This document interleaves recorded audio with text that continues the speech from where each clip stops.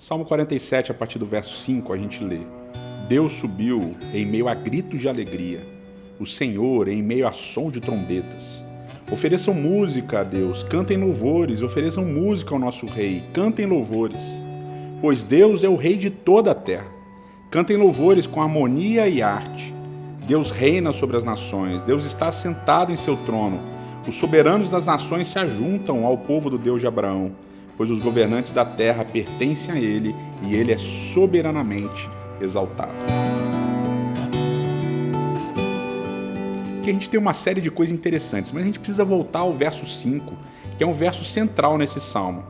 Nesse verso 5, a gente tem aquilo que eu já mencionei, o verbo alá, que é o verbo subir, e a gente tem a ideia de que Deus é recebido com gritos e com som de chofar.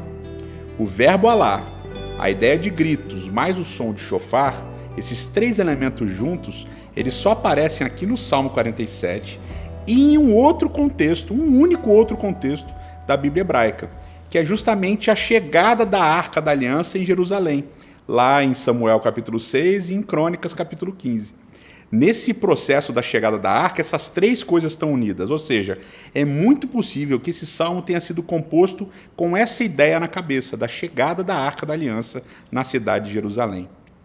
Uma coisa interessante, esse verbo alá, subir, ele é o verbo raiz para um dos nomes que é dado a Deus, que é o nome Elion, que aparece justamente aqui nesse salmo. Lá no verso 2 diz que Yahweh, o tetragrama sagrado, que Deus, que ele é Elion, ele é altíssimo.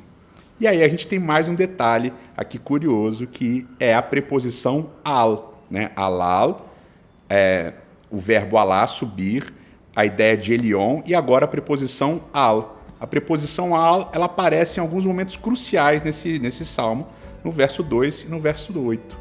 E diz que Deus ele é rei sobre todas as nações e Deus é rei sobre todos os povos. A ideia de que Deus está sobre todas as coisas.